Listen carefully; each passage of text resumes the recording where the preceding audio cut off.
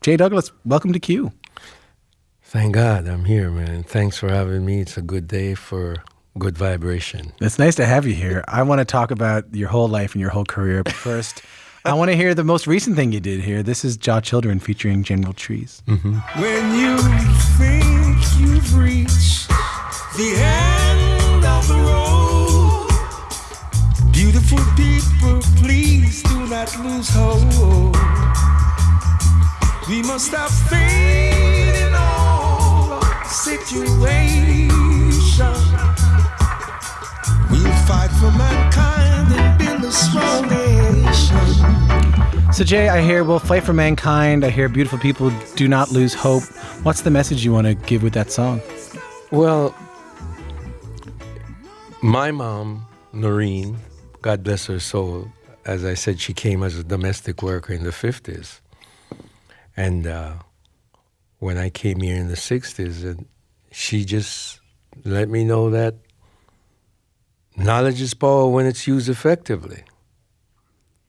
Son, you're going to need an education. Mm. And today, a lot of what we see, it's an illusion. The answer is within. Mm. We must look within ourselves for the answer.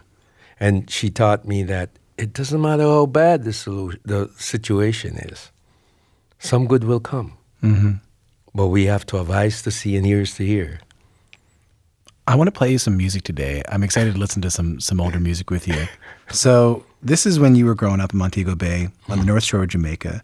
It's a port town. You would talk about how American rhythm and blues records came over on the ships from New Orleans. Mm-hmm. I guess this is one of the records you would have heard as a kid.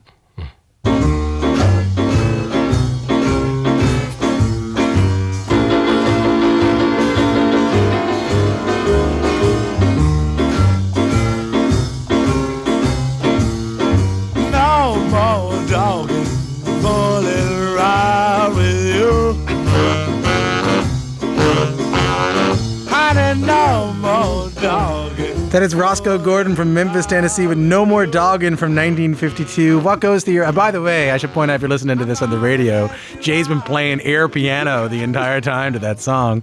What goes through your mind when you hear that? You're deep, man. You guys are deep. You guys are deep, man. This is foundation. I really appreciate this. The reason why I played air piano, if you listen to Roscoe, he's a piano player. You call that skank. Mm-hmm. And at the time, he was at Sun Label, where Elvis grew up. And that's what gave us reggae today. That offbeat rhythm. That's right. That's right. Yeah, the two and four. That's right. That's right. And of all the American artists in those days, he had that special groove. And that's what led to ska in Jamaica, because all this music came on the boat from New Orleans to the harbors in Kingston. So how did the Jamaican musicians make that song, like rhythm and blues like that, their own? Well, we were exposed to all American station and Cuban station from Miami, INZ from Miami. We only get it in the nighttime. So we were exposed to this blues, the blues from the South. And of course, you know, America has strong influences in many things, but particularly with the music. What happened at the time, they had sound system clashes. Here we say DJ, but each era of the city or town had a sound that we would identify with. So we had sound clash. So they depended on all these American blues coming in and 78 or vinyl from the ships. But after a time, they did not have enough to compete with each other, so they decided to start make their own music. That's where Studio One comes in. Mm-hmm. Duke Reed, all these cats. So they started copy or follow the influence of the American music, but because of musicianship and whatever, they could not copy it. They could only copy it as close as they could. So you got, but Ba-da-ba-da-ba,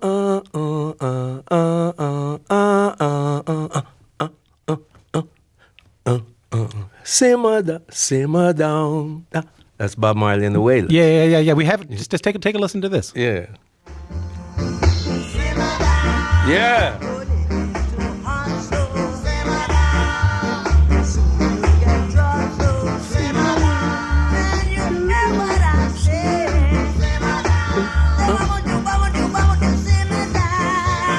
So like you're saying, that's the early Bob Marley and the Wailers and Yeah. Simmer Down. So you're saying that's a foundational song. Yeah. That's a foundational song for reggae. Yeah, Studio One with another song called Easy Snapping by Theophilus Beckford. Right. First ska song.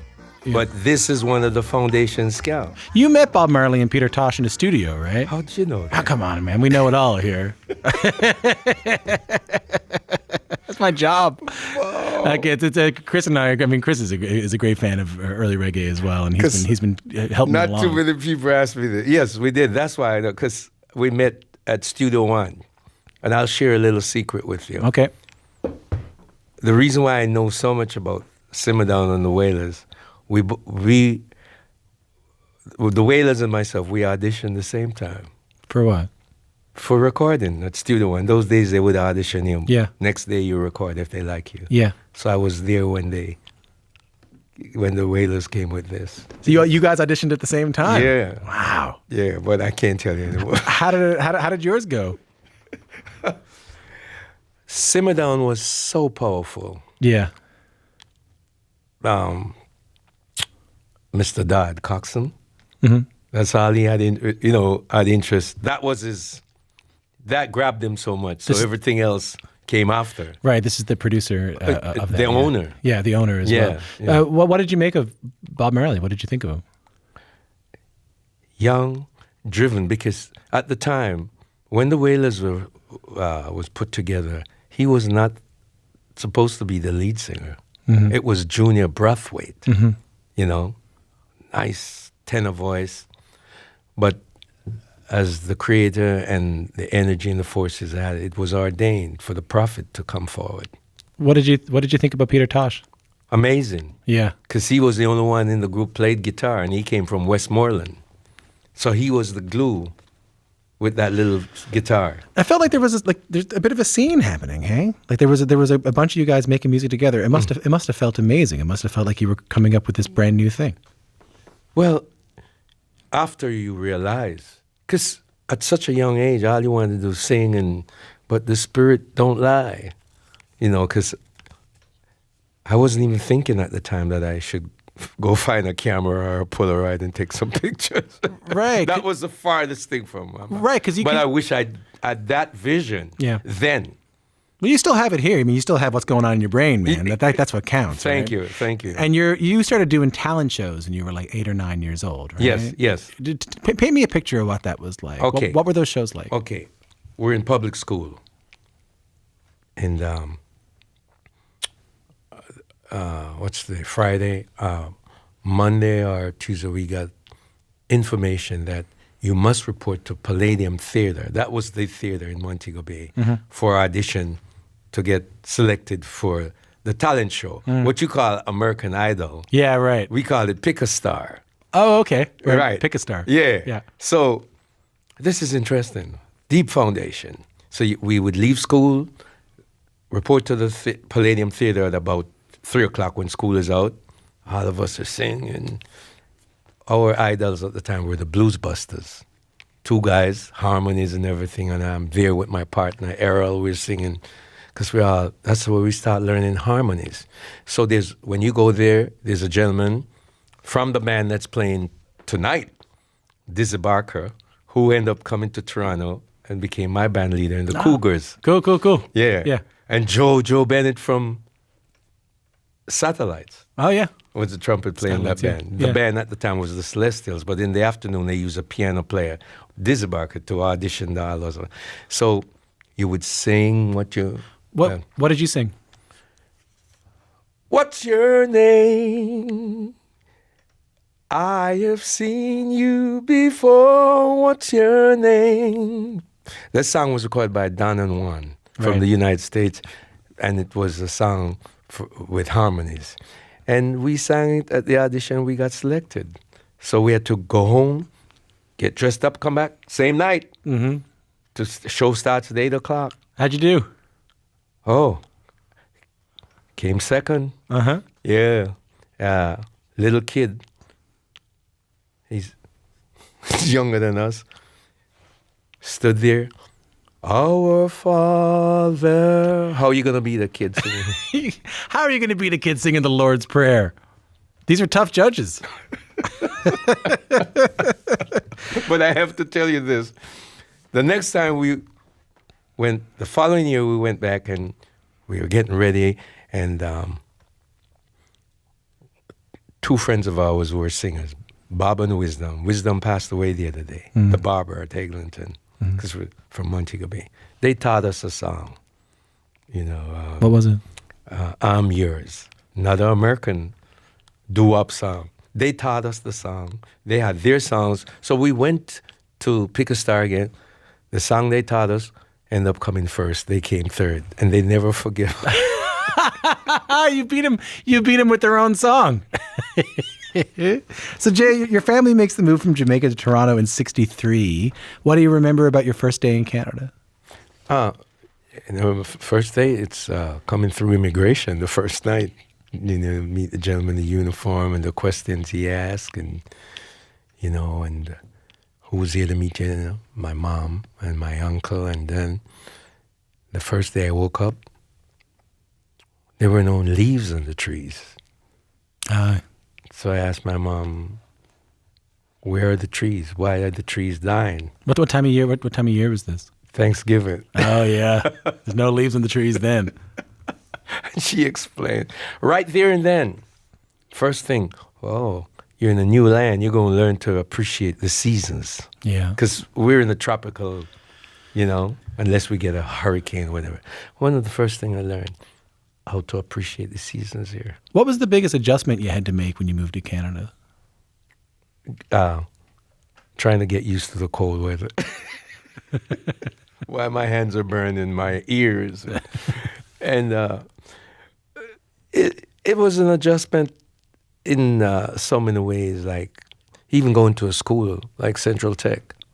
Not used to having a student assigned to me for a whole week because I was getting lost between classes because it was a big school, man, large, 4,000-day students. Central Tech. Yeah. This is the school right by my house in downtown Toronto. 4,000-day student. But it was a great school.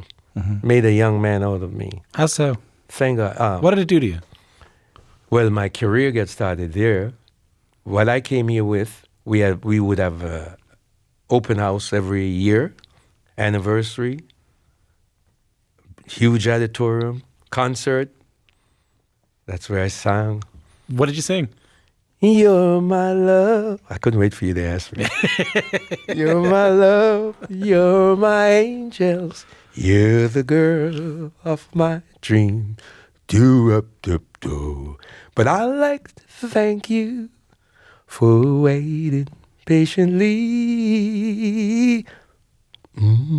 Daddy's home. Shep's on the Limelight. Oh, man. And the guitar player was a young man by the name of Pete Boyko.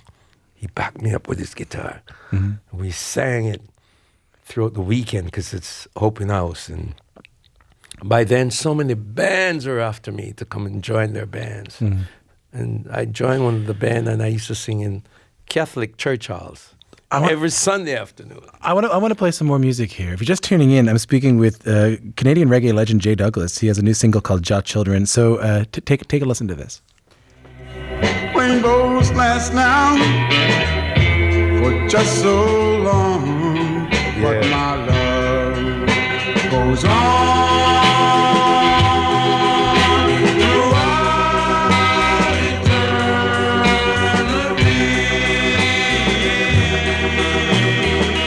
That is The Sheiks, a Toronto band made up of Jamaican Canadian immigrants in the early 60s. So you end up playing music with those guys, right? Oh, yeah, at Club Jamaica. What was the scene like around Club Jamaica? What was the scene like in Toronto at the time? Amazing. This band left Jamaica.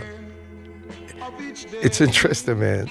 The Sheiks was one of the top bands in Jamaica.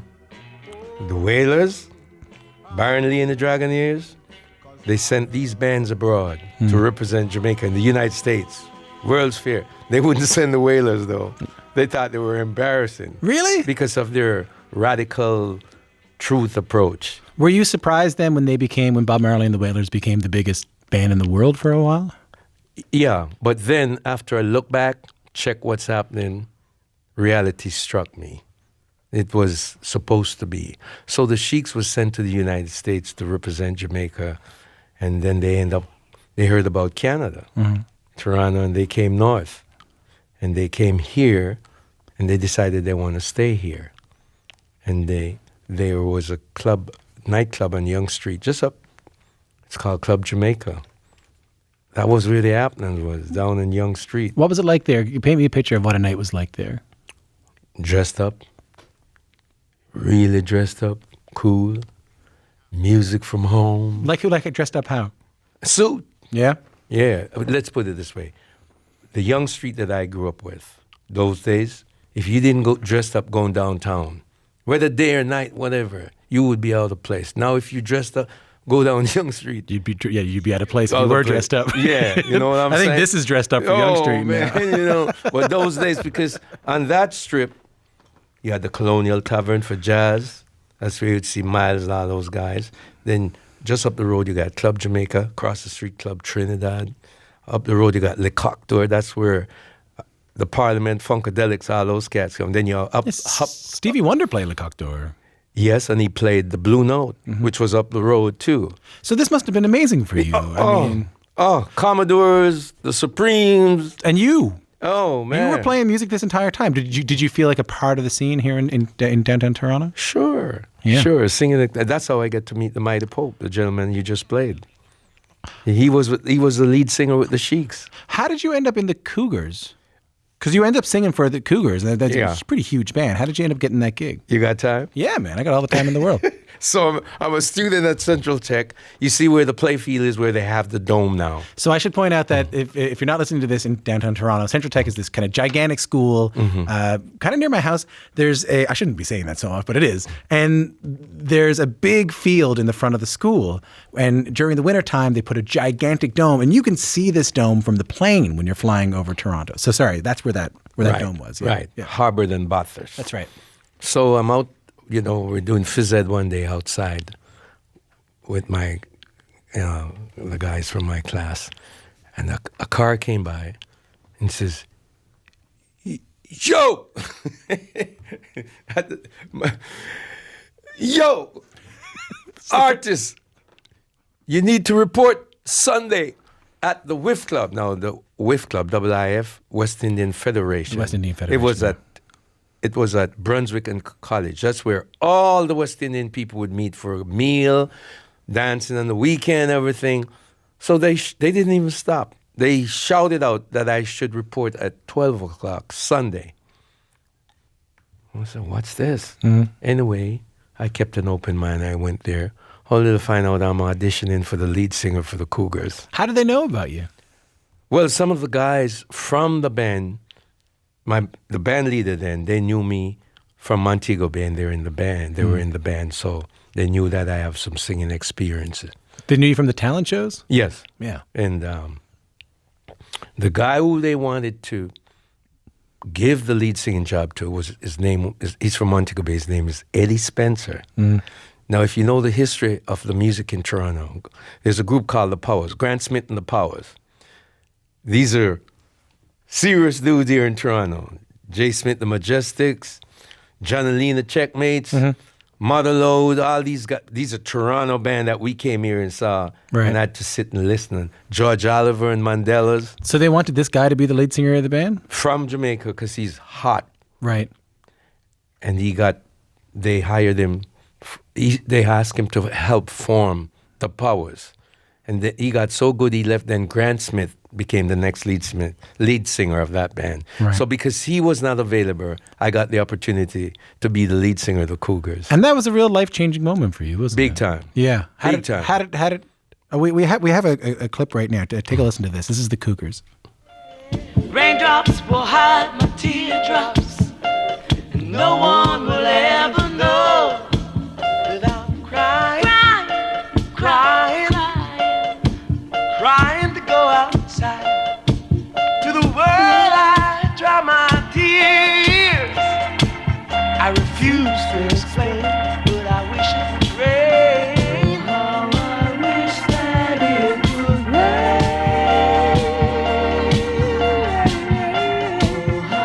you still got that high register, don't you? Hasn't gone anywhere. That is our guest, Jay Douglas, along with Jackie Richardson singing their version of The Temptations, I Wish It Would Rain. That's the Cougars. So around that time, you were playing clubs in Toronto. You were backing up American singers like Percy Sledge and Fats Domino. Arthur Conley. When they came to town, Arthur Conley. What do you miss most about that time? 'Cause that's a pretty amazing time. Yeah. What I missed, it's the true value of the music, the artists. God bless these artists from the United States, man. You know, I still sing these music, and that's how I give thanks to the foundation. They taught us how to respect the gift that God has given us. And when I speak of God, I'm not talking no physical being. I'm talking about the spirit, the energy, the forces, the creator. I remember when the Cougars, we did so much in Toronto and there wasn't much happening here, so we decided to leave Toronto. Where'd you go? We had a Pontiac car. We went to Canadian Tire, tied the speakers on top of the roof. 2 cars. And we went to the northern Ontario. We went to Barrie, played here a night, work our way up Gravenhurst, North Bay, Sudbury, and then we would cross over into Quebec, to Miscamin, Ville-Marie, and go right into Rouyn-Noranda. That's northern Quebec. They call that region Abitibi. And when we went to Rouyn-Noranda, we found that there was 2 sections, English section, French section. What did I discover in the English section? The captain of the Toronto Maple Leafs, David Keon, that's where he's from, you know, and other players. You go to New Liskeard, the Plager brothers, hockey players. What did they make of you guys when you showed up with your car with the speakers on and playing reggae? Well, we didn't only play reggae. We played Sure. R&B. So But what did they make of you guys when you showed up with your speakers in your car? we're from another planet. They had problems saying reggae, so they call it Ram Jam music. But were they welcoming? Did they? Oh yeah. Yeah, they dug it. Oh yeah. Especially when you go to Quebec, man. Oh, in Quebec, their artists don't have to leave before they become a star. Right. They became star there. Was that something that you wanted? Did you want to tour the world? Yeah. And Wanted to sing. Right. The money, which I wish I could do that over. The money was not what we just wanted to sing and have a good time. But in the long run, I am grateful. The forces that be don't lead you wrong. Why? Because when you have vision and you're true to yourself, why I'm so grateful is that it allowed me to acquire knowledge that I could not acquire in a classroom. And we have to learn to create a balance between street smart or exposure with classroom academic skills. And this voice that the Creator has given me, it allowed me to know this country inside out. What a great country. Natural resources on top. Only 35 million people. And this voice has taken me all over the world. It has. All the continents. It's taken you through generations too. I mean, so the song we just heard was included on a compilation album called Jamaica to Toronto a few years ago, which was really helping people rediscover Canadian reggae. Yeah. You ended up being the band leader for reunion shows for the artists on that album. You know, what was it like it's been so nice to remember these songs with you and be with you as you remember this music. What was it like to relive those songs again? Great, because these kids came from Light in the Attic, Seattle, Washington. Oh boy. They were amazing. That's the record label. Yeah, Light in the Attic. They couldn't find Wayne McGee, and they wanted him because he made a song called Dirty Funk, and the drummer from the Cougars played in that session. So some of those records got out of the studio here and end up in the West Coast, and these hip-hop kids heard the beat and realized that's hip-hop. But the drummer, Cougars drummer, Everton Pablo Paul, he played it, but he didn't know he was creating hip-hop. So they wanted to reissue that song. So they had to find Wayne McGee. So it took me about a month to find him, abandoned in an apartment in the East End. And that's how that Jamaica to Toronto project came about. What was so interesting, those kids came here, man. They knew what they wanted. They took all that we had here that was lying dormant. They didn't touch anything. Just remastered. You mentioned hip hop kids there. I mean, there are some who say, and I think I would agree with this, that the sound of Jamaican, Caribbean, Canadian music from Toronto is the sound of music in the world right now. Incredible. I mean, could you ever have predicted that the Caribbean music that's coming out of Toronto and would end up becoming, I mean, if you look at the music that Drake is making right now, he'll tell you himself it's influenced by the Jamaican music of Toronto. Sure. What is that like for you as one of the kind of the originals of Jamaican music in Toronto to see that happening? About time, because this is a great country with resources. When I sing abroad and I say that I'm from Canada, here's to Canada, they applaud. They give me love. We're so blessed. We're making some of the best lovers rock reggae right now in the world. We got so many great talents. So much. So much. It's about time that the world is starting to realize that. That's right. Yeah. Yeah. And I should say, I'm not talking about you in the past tense at all, Jay, No. man. You're still making music. You're in your 70s now. You got a brand new single. You're still performing all the time. Yeah. I know folks who are 20 years younger than you and have given it up. What's the secret here? What's keeping you going? The energy. The energy. First to begin, thank you for the shout out, the big up. It's not me. I'm just a messenger for peace and love. The forces that be. And the reason why is that I am very, very true to this art. I treat the music very reverent. It would be embarrassing for me to come here today and show up late because of ego. No, it's the reverence and the truth of Jah music. We're Jah children. And the ego always seeks to get, but the soul seeks to give, and giving is receiving. So I'm just a channel for the truth. And you're taking care of yourself too, man. I Yes, can tell that. yes. You're looking after yourself. Yes, thank God. Yes, I have to. It's not out there all in the physical. I'm not here to baptize or... It's because this is a temple. We got to eat properly, walk, deep breathing, and until time to get out of the departure lounge. Jay Douglas, I want to echo what Chris was saying earlier, that Canadian music wouldn't have been the same without you. Thank you so much for dropping by. Thank you all. Thank you, gentlemen, because you're part of this too. It's not all about me. We're all spiritually connected, and we have to work together and continue creating this balance. Well, I'm happy you were here. Thanks for having me, and my love and respect to each and every one out there